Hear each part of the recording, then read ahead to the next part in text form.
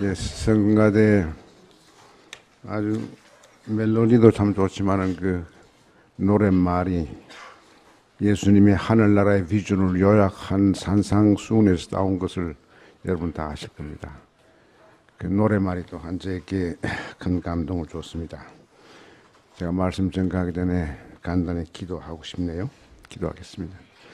아버지 하나님, 이 시간 갈릴리에서 하나님 나라를 선포했던 주님을 만나는 기쁨 허락하시고 사랑을 몸소 실천하시면서 갈릴리에서 수고하시다가 골고다에서 돌아가셨으나 부활하셔서 더 따뜻한 모습으로 다가오신 그리스도를 만나는 은혜의 시간이 되게 해 주시옵소서. 예수님의 이름으로 기도드립니다.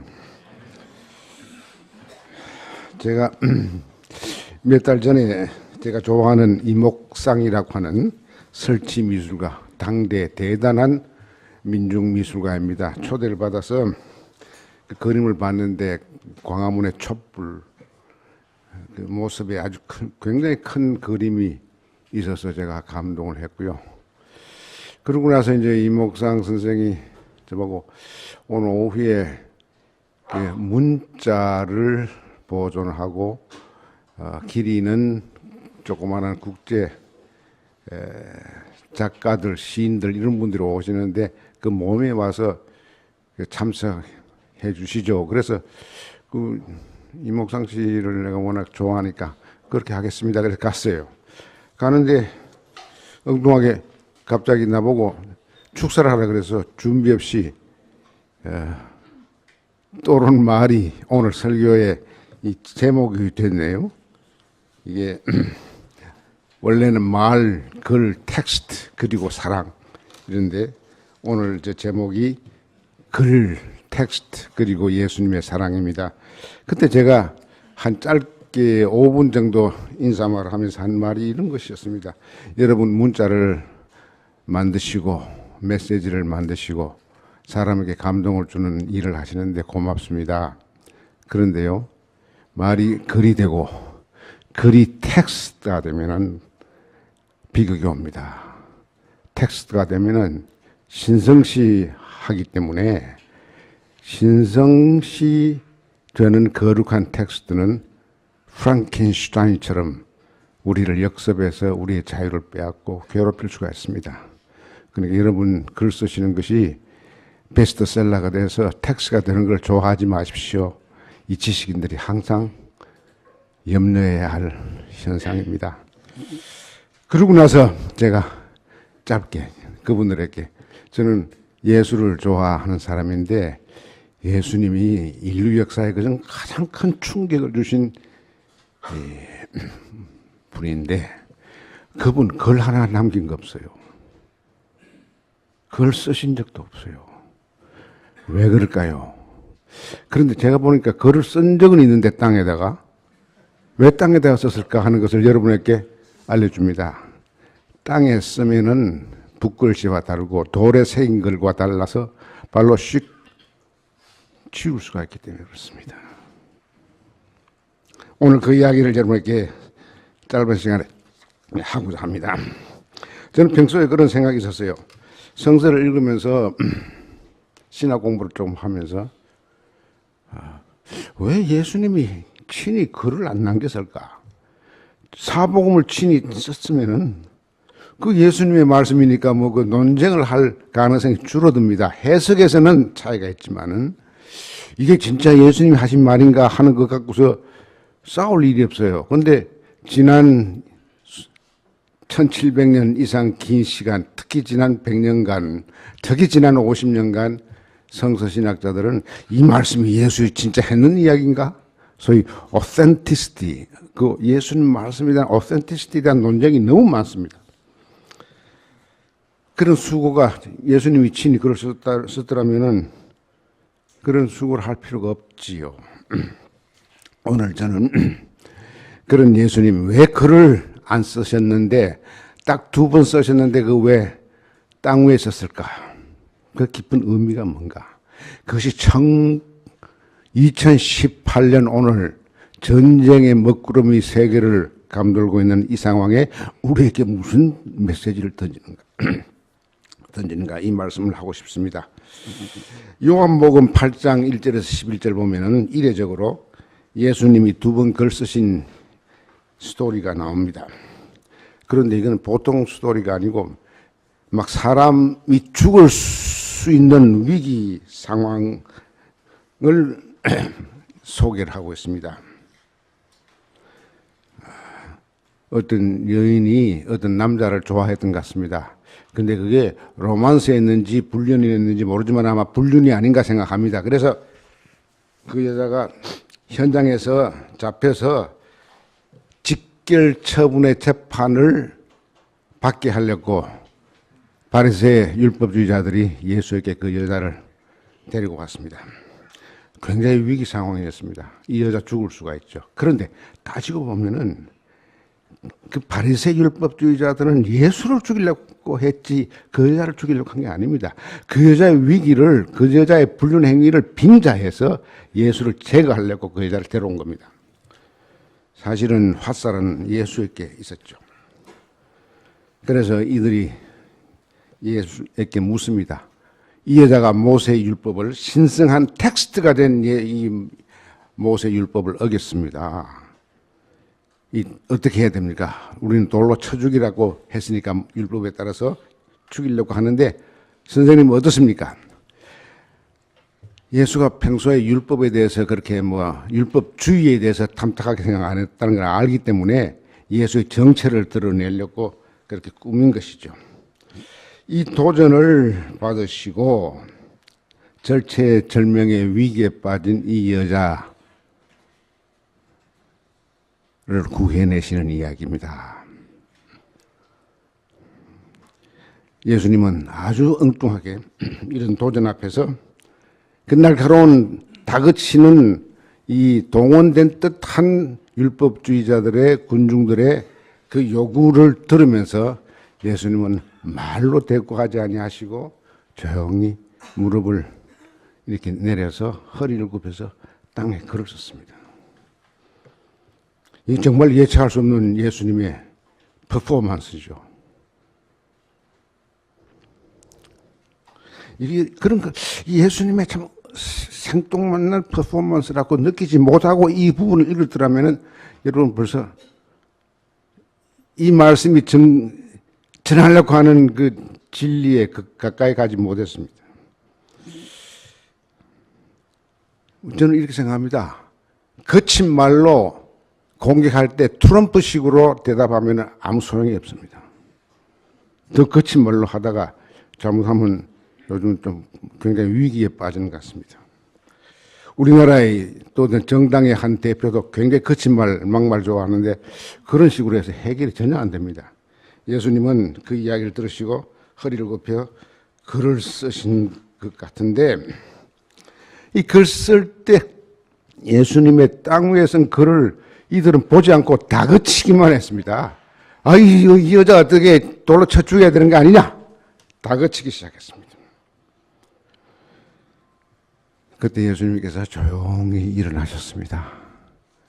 조용히 그러나 단호하게 이렇게 말씀하셨습니다. 너희들 중에 죄 없는 사람부터 돌로 쳐라. 이 말씀이 또 굉장히 엉뚱한 대답입니다. 엉뚱한 정답인데 그들이 보기는 엉뚱합니다. 왜? 예수님은 평소에 리버럴해서 모세율법이나 레위기나 신명기에 있는 그런 모세율법 같은 거 무시하는 뜻하고 막 안식일 날 막 병도 고치고 막 이랬으니까 예수가 이게 꼬투리가 잡힐 거라고 생각하고 했는데 꼬투리 잡히는 이야기 하는 게 아니고 그래 돌로 쳐라. 맞다. 율법을 실천하래. 이제 실천. 조용히 그러나 역습으로 모세 율법을 실천하라. 당황했죠. 그 사람들은 이런 말을 아마 기대했을 겁니다. 그 율법 같은 게 중요하나 이 여자가 사는 게 중요하지. 살다 보면은 이런 불륜도 할 수가 있지. 너희들은 안 했느냐? 이렇게 말할 수 있습니다. 근데 예수님은 쳐라. 그런데 죄 없는 자가 먼저 돌로 쳐라. 기가 막힌 이야기입니다. 이 모세율법이 신성하다 하면은 신성한 이유가 죄 없는 자부터 돌을 치는 거예요. 지금 예수님 보시기에는 이런 이야기입니다. 너희들이 죄가 제일 많은 놈들이 돌을 먼저 꽉 쥐고 있구나. 이런 것을 풍기는 이야기입니다. 이 말에 죄 없는 자부터 돌을 쳐라라고 하는 조용하지만은 단호한 이 말씀에 이들은 찔끔했습니다. 그들의 계획은 지금 어긋나기 시작하는 겁니다.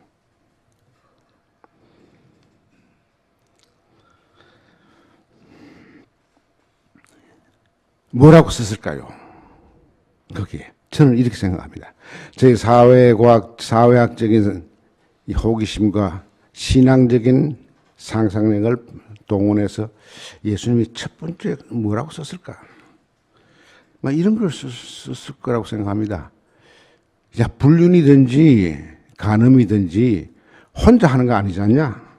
이건 둘이 해야 하는 것이다. 이것은 제가 범죄사회학을 가르쳤습니다만은 이것은 consensual crime이라 그래서 서로 감정이 맞아야지 이루어지는 게 이게 불륜이든지 간음인데 혼자 하는 거 아니죠. 혼자 하는 거는 범죄가 안 됩니다. 어찌 혼자 하는 거는.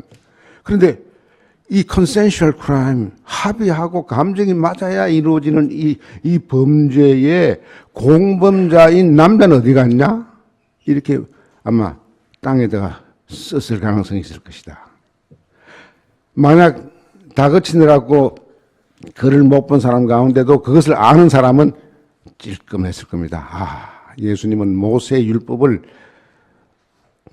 철저하게 지키시는 분이구나 하는 것을 깨달으면서 자기들의 이 실수를 곧 알아본 것 같습니다. 정말 공범이 없는 사람 재판을 어떻게 합니까? 나보고 재판장이 인민재판에 재판장이 되어달라고 너희들이 요구하는데 그러면 공범자를 데려와야지 이게 재판이 성립이 되지. 막 이런 뜻으로 쓰지 않았나. 그래서 찔끔하는 순간 예수님은 다시 허리를 굽혀서 글을 썼습니다. 이 찔끔이 주는 이 성찰의 공간에 여유에 여러분 주목하십시오. 예수님은 거친 말로 이놈들아 그것도 모르느냐 하고 야단친 게 아니라 죄 없는 자는 돌로 쳐라 먼저 쳐라 해서 성찰의 찔끔의 시간을 주시고 나서 찔끔하는 사이에 다시 무릎을 꿇고 두 번째 글을 썼습니다. 첫 번째 글을 제대로 못 봤다 하더라도 두 번째 글은 안 볼 수 없어요. 찔끔했으니까 두 번째 뭘 쓰느냐 이제. 이 사람들이 이제 관심을 가지고 보는 거죠. 근데 성서는 뭘 썼는지 말을 안 합니다. 이 성서의 이 여백이 여러분에게 신앙의 상상력을 자극하는 겁니다.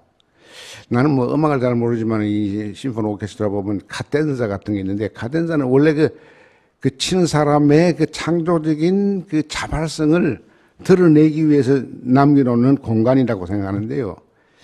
성서에는 카덴사, 신앙의 카덴사가 많습니다.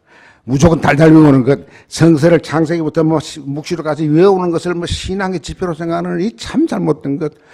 성서에 이미 있는 그 찔끔하게 하는 그 성찰의 자학들이 많이 있습니다. 그걸 가르치는 게 성서 공부예요. 그것을 깨우치는 게 이 강대상의 말씀 증거입니다. 그런데 이 예수님이 찔끔하게 만들고 나서 썼는데 나는 다시 트럼프처럼 야하게 썼다고 생각하지 않습니다. 나는 이런 생각합니다. 어떤 남자가 어떤 여자와 불륜을 했다. 그러면 그 남자가 당장 기회 갈 수 있는 것은 영자 쓰면 영자하고 그런 일이 있었으니까 당장 그 사람을 알 거 아니에요. 누군지 모르지만은. 혹은 어느 장소가 남산, 센트럴 파크, 뭐 요즘식으로 말하면 그렇게만 써도 그 간 사람은 누군지 모르지만 그 가운데 그 사람만 안단 말이야. 예수님이 남을 당혹해 하고 깨닫게 하는 것도 다 예절을 지키게 하면서 그 사람 수모를 안 주는 방식으로 했어요. 그렇게 썼을 거예요. 너 이놈아 너 언제 안 했냐 이런 검사식이 아니라 상징적으로 딱 이야기하는 학교 강당 구석 교회 어느 마당 뭐 이렇게 썼을 수도 있죠. 그러니까 뭘 썼는지 우리 성서는 말 안 하지만은 성서가 확실히 이야기하는 것은 그 글이가 엄청난 위력을 갖고 있어서 돌진 사람이 하나하나씩 물러났다. 이것은 성서가 쓰고 있어요. 언어의 파워는 감동적인 파워는 쓴 거예요. 문제는 한국 교회에 언어의 감동적인 파워는 없고 정죄하는 이야기는 너무 많은 게 문제예요. 근데 보면 이 파워가 어느 정도 센가 하면은 그들 가운데 늙은이로부터 시작해서 하나하나씩 빠져나갔다. 하나의 늙은이라 그래서 내가 내 자신을 생각하는 겁니다. 왜 늙은이가 먼저 나갔을까? 늙은이는 젊은이보다도 진 죄가 많습니다.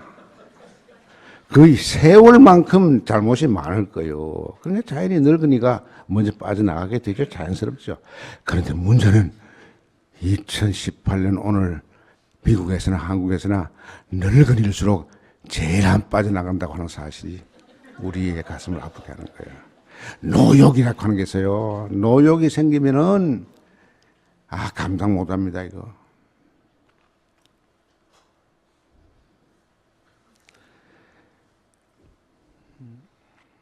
이게 소위 꼰대 권위주의라고 하는 게 생겨가지고 제일 먼저 안 물러납니다. 그래서 나는 참으로 이 구절을 읽으면서 2000년 전 예수 당시에 그 못된 바리새인 율법주의 근본주의자들도 우리보다는 낫구나. 참 감사한 일이다. 여기 늙은이부터 나갔다고 이 표현이 말이죠. 참 저에게는 아프면서도 성찰하는 또 하나의 찔끔이었습니다. 그런데 늙은이부터 젊은이까지 다 이렇게 조용히 물러가겠습니다. 어떻게 해서 조용히 물러가겠을까요? 욕도 안 했는데, 예수님은 욕도 안 했는데, 소리도 안 질렀는데, 그것은 하나님께서 우리 인간 깊이 존재 속에 심어준 양심, 하나님의 형상이 이 사람들은 율법주의자 행세를 하는 동안, 갑질하는 동안 그게 다 얼어붙고 힘해지고 파괴돼서 작동 안 하다가 예수님의 땅에 조용히 글 쓰신 그 동작 속에서 그 메시지를 보고 자기들이 부끄러워하기 시작한 겁니다. 이 부끄러움, 이 소중한 하나님의 선물이죠. 하나님께서 우리를 창조하실 때 부끄러움 주셨기 때문에 잘못을 저지르면 자발적으로 평화적으로 잘못했습니다 라고 말할 수 있는 자격을 주신 거야. 부끄러움 없는 교인들이 너무 많아요. 부끄러움 없는 크리스찬들이 너무 많아. 크리스찬 80%가 미국의 에반젤리컬 크리스찬들이 지지하는 트럼프는 정말 부끄러움이 없더라고요. 나는 그분을 미워하기보다는 그분을 내 반면 교사로 삼습니다. 우리 박근혜 씨가 트럼프를 반면 교사 삼았더라면 저렇게 안 나와서 안 됐을 거예요. 그래서 이 부끄러움을 얼어붙은 부끄러움을 작동시키는 예수님의 이 우아한 방법. 이게 하나님 나라에서 이루어지는 사람을 변화시키는 방법 같아요. 이것은 이미 제가 여러 번 이 강당에서 이야기를 했습니다만은 로마서 12장 19절, 20절, 21절에 나오는 사도 바울의 권면. 원수가 줄이거든 먹을 것을 주고 목마르면 마실 것을 주라. 그리하면 그 원수의 머리 위에 숯불을 얹어놓는 것과 같다. 그게 메타포인데 그 뭐 해석을 잘 안 해주지요. 한국에서는. 그 원수와 나와 사이는 증오의 사이. 서로를 죽이려고 하는 그런 죽음과 죽임의 그 아주 발악하는 그런 사이지요. 그런데 예수님을 보지도 못한 사도 바울이 이 예수님의 말씀을 자기 나름대로 더 깊이 해석해서 원수가 줄이면은 먹을 것을 주고 목마른 마실 것을 주고 또 헐벗으면 옷을 입혀주라 말씀하실 수 있죠. 그렇게 되면은 원수가 자기 마음속에 깊이 하나님이 주신 선물이었던 양심, 태초에 세상을 아름답게 했던 그 아름다운 마음이 이 되살아나서 부끄러워한다. 얼굴이 벌겋게 된다. 숯불을 머리에 얹으면 얼굴이 벌겋게 되죠. 벌겋게 돼서 자기를 깨닫고 성찰하게 되고 부끄럽게 생각하면서 저 사람이 원수인데 나를 굶으면 더 굶도록 이렇게 옥죄고 국제공조를 하든지 뭐 대내 공조를 해서 옥죄서 죽이지 않고 오히려 먹을 것을 주는구나 라고 깨닫고 그 원수를 다시 보게 되는 것이죠. 나는 곧 다시 보게 되는 과정을 제가 만든 이야기입니다만은 말입니다만은 발선, 발악의 반대로 발선의 과정이 생겨서 거기 죽고 죽이고 싶은 두 사람 사이에, 두 집단 사이에, 두 체제 사이에, 두 국가 사이에 이게 선한 평화의 프로세스가 생긴다. 이런 이야기를 여러분이 했습니다.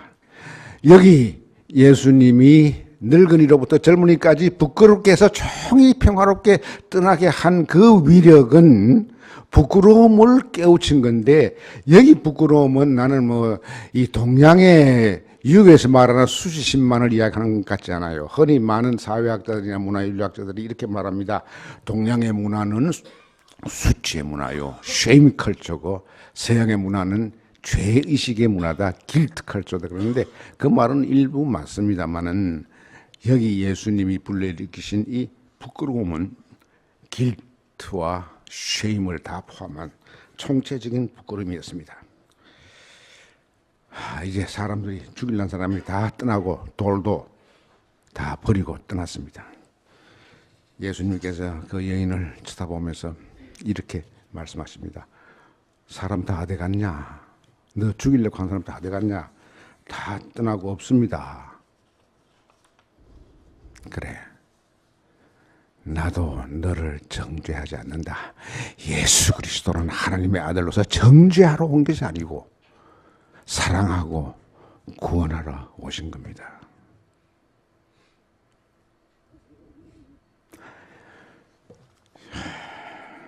예수 믿고 죽어 천당 간다는 걸 강조하는 사람들은 천당 간다는 것만 또 강조하면 괜찮은데 천당 가기 전에 심판이란 과정 겪을 때 이야기를 무섭게 합니다.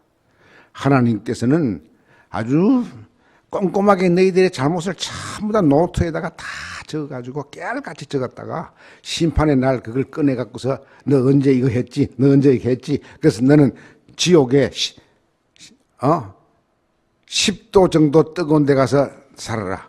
너는 요런 했지, 강도질 했지, 너는 100도 정도에 가서 살아라. 뭐 이렇게, 이런 식으로서 이걸 영어에 reckoning, 세만다라고 하는 reckoning을 여기 씁니다. 심판은 reckoning judge가 그 한 행동에 따라서 비례해서 지옥의 고통을 준다. 이걸 가르치는데, 여러분 사랑하는 우리 세일 공동체 자매 형제 여러분, 하나님은 그런 reckoning, 세만한 하나님 아니에요.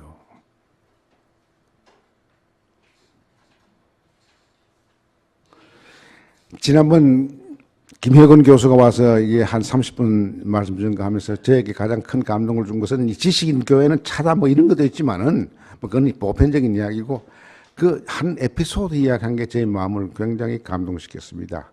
빌빈의 어떤 아주 훌륭한 추기영님이 자기 교구에 소녀 하나가 상당히 말썽을 일으키는다는 소문을 들었어요. 뭐 예수님과 자주 만나서 대화를 하는 영적인 신통한 그 신통력이 있다고 하는 그런 이야기를 듣고 추기경이 걱정했습니다. 저것도 잘못도 너무 광신자가 되어서 이게 또 시끄럽게 하지 않겠나는 그런 노파심이 있었겠죠. 그래서 저것이 진짜 예수님을 만나는 거룩한 영의 따뜻함을 체험한 것인지 아니면 악령을 체험해서 이상한 짓을 하는지 이제 알고 싶어서 그 소년을 불러가지고 이렇게 숙제를 줬습니다.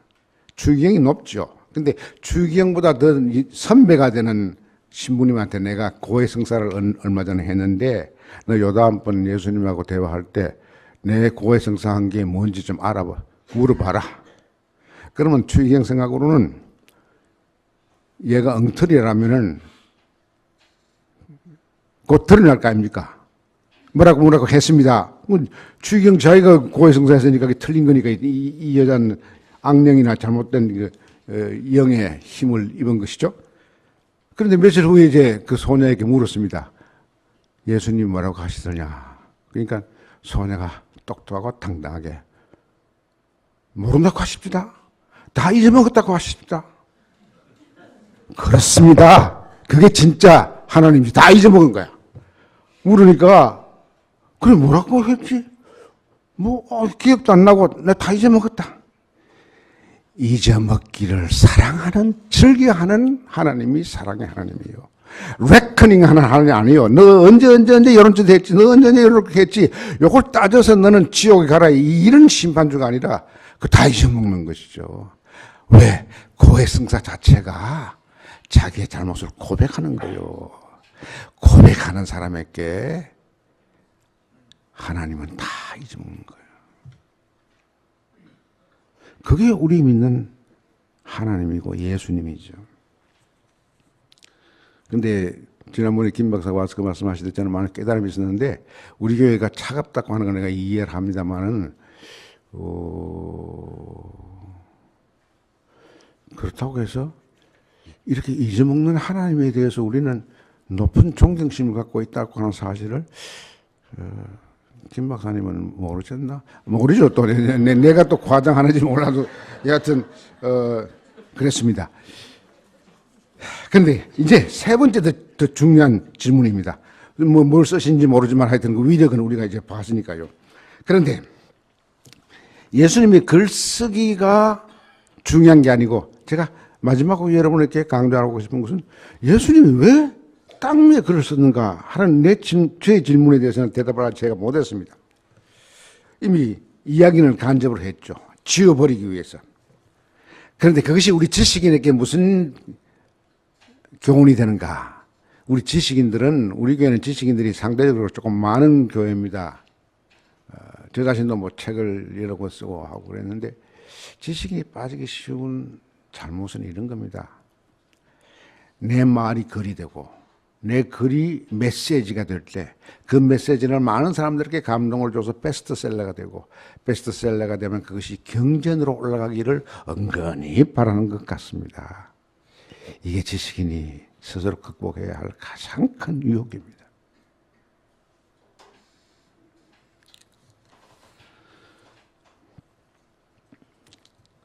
예수님은 이 글이 텍스트가 되면 그것이 거룩하고 신성하기 때문에 그 텍스트의 내용에 대해서 도전할 길이 없습니다.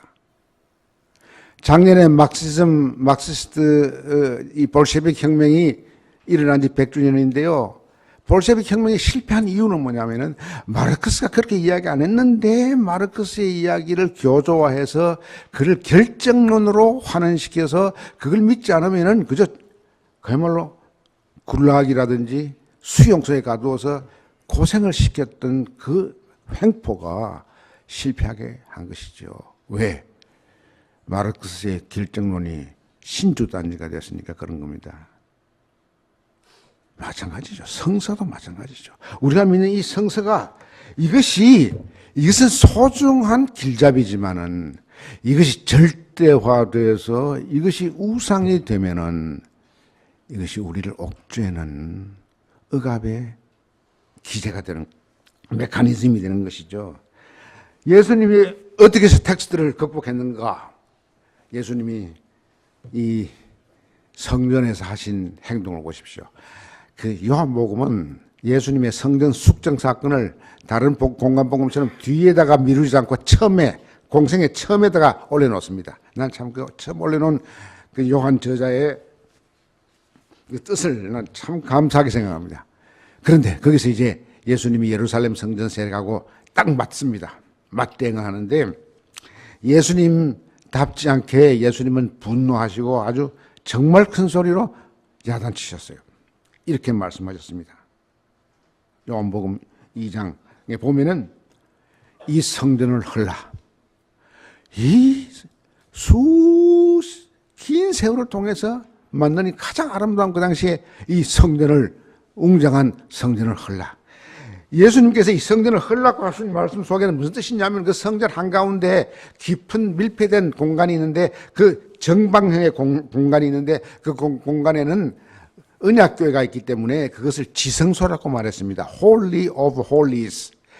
거룩한 것 중에 가장 거룩한 장소가 되었기 때문에 그게 경배 대상이고, 경배 대상까지는 좋아요. 경배 대상이기 때문에 소위 잡스러운 것들은 건축하지를 못했어요. 1년에 대제사장만 한 분 딱 들어가고요. 다른 사제들도 그 근처 못 가고, 일반 유대교 신자들은 그 근처도 못 가고, 이방인이나 여자들은 상상도 못합니다. 그 건축한다는 것을 멀리 떨어져 놨어요. 그게 그 사이에 지성소와 다른 성소 내의 이 영역 간에도 아주 담벼락이 굉장히 높았습니다. 특히 지성소 근처에 그 다른 성전 공간과의 사이에는 아로 위로 두터운 휘장이 내려쳐 있어서 그 휘장 때문에 대제사장만 1년에 한 번 딱 들어가는 것입니다. 그게 뭐가 있길래 그렇게 거룩하냐? 거기에 언약궤가 있다. 언약궤가 뭐냐? 그 속에 뭐가 있느냐? 모세가 시내산에서 하나님으로부터 직접 받은 10계명이 돌로 새겨져 있다. 돌로 새겨져 있어. 땅 위에서는 그게 아니고 새겨져 있어. 그러니까 거룩한 곳이다. 인간과 하나님 사이를 본질적으로 갈라놓고 건너갈 수 없도록 장벽을 친 것이죠. 이것을 깨러 오신 분이 예수 그리스도입니다. 내가 언젠가 몇 달 전에 여러분에게 말씀 증거한 대로 인카네이션, 성육신 사건이 그것을 깨러 왔습니다. 실제로 예수님이 정말 허약하게 보이만큼 겉으로 볼 때 로마 권력과 예루살렘 성령 권력에 의해서 처참하게 십자가에 달려 돌아가시고 운명하는 순간 이 휘장은 위에서부터 아래로 쭉 찢어지고 없어졌습니다. 뭘 의미하느냐? 예수의 오심의 참뜻은 지성소와 지성소 아닌 사이에 이 휘장을 제거하는 것이죠. 그 뜻은 뭐냐면은 이 성전 건물 속에 있는 소위 언약궤라고 하는 것이, 그것이 너희들을 억압하는 종교적인 차별과 권력의 근원이 되면은 거기에 하나님 나라가 올 수가 없다 이거죠. 하나님 나라는 그런 지성소에 있는 거 아닙니다. 이 성전을 헐라 한 것은 이 성전 속에 있는 지성소를 헐라, 지성소 안에 있는 텍스트를 헐라 이겁니다.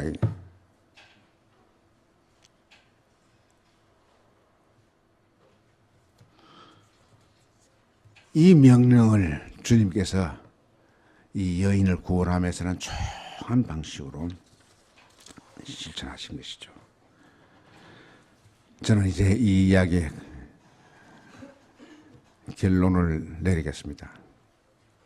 아직 보니까 뭐 몇 장이 남았는데 이것은 나중에 글로 나오면 여러분께서 읽어주시고, 결론은 이렇습니다.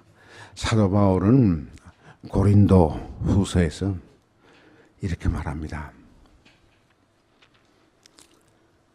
여러분은 그리스도의 편지다. 편지는 글씨잖아요. 편지 속에는 메시지가 있잖아요. 글씨인데 그 글씨는 너희들이 쓴 글씨가 아니고 그리스도께서, 하나님께서 쓰신 내용을 담은 편지다. 너희는 글을 쓰되 너희들의 삶이 그리스도의 뜻을 전달하는 편지가 되라. 내 삶이 그리스도의 편지가 되라. 이게 하나님 나라가 이루어지는 것입니다. 세일교회가 정말 하나님 나라의 지부가 되려면은 글 쓰시는 많은 나 자신을 포함해서 지식인들은 글 쓰는데 신경 쓸 게 아니라 그리스도의 살아있는 사랑의 편지, 발선의 실천을 촉구하면서 쓰는 살아있는 편지가 되어야 한다. 그리고 이 고린도후서에서 그렇게 말합니다. 문자는 사람을 죽이되 하나님의 영은 사람을 살린다. 텍스트는 사람을 죽입니다. 그 텍스트로 굴락이 생겨서 수천만 명이 죽고 그 텍스트 때문에 아우슈비츠가 생겨서 수백만이 죽었습니다. 우리나라도 사문 난적에 그런 아픈 역사적인 경험이 있습니다만은 텍스트로 변질되는 글을 쓰는 우리가 되어서는 안 됩니다. 삶으로 실천으로 살아있는 하나님의 편지가 되어야 합니다. 지금 이제 한국에는 이제 핵전쟁이 일어날 것 같습니다. 인류 역사상 핵전쟁이 한 번도 없었습니다. 히로시마 나가사키는 핵전쟁이 아니고 일방적으로 미국이 폭탄을 터뜨려서 일본이 항복한 거죠. 일본이 핵으로 대응한 적이 없습니다. 그런데 조그마한 나라 북한이 핵탄두를 지금 몇 개 만들었는지 몰라도 10개나 20개 가지고 수천 개 만든 미국과 지금 전쟁할 듯이 지금 말로서 거친 대응을 하고 있습니다. 핵은요, 4,000개 있거나 20개 있거나 차이가 없습니다. 터뜨리면은 승자가 없습니다. 다 패자입니다. 왜 한국의 한반도에서 핵전쟁이 일어나야 돼요? 왜 우리가 일제 36년 동안 그런 고통을 당하다가 이 해방되지 못하고 분단이 돼서 이 분단된 두 동족끼리 싸워가지고 이렇게 오늘까지 왔는데 여기에 또 강대국이 끼어서 핵전쟁이 일어나면 왜 우리 민족은 또 다 죽어야 합니까? 이런 절체절명의 위기에서 예수님이 그 여인을 구하고 우리에게 샬롬 발선의 편지가 되었고 그 아주 권고하시는 그 목소리를 여러분 새롭게 이 시간 들을 수 있기를 바랍니다. 여러분 특히 우리 글 쓰는 지식인들이 많은 우리 세일교회 말이 글이 되고 글이 텍스트가 되는 그 위험을 주님께서 경고하시고 그 잘못된 절대화된 텍스트 때문에 고생한 인류의 고통을 이제 우리는 반성할 때가 되었다고 생각합니다. 먼저 세일교회부터 반성하는 일이 올해 일어날 수 있기를 바랍니다. 기도하겠습니다. 아버지 하나님,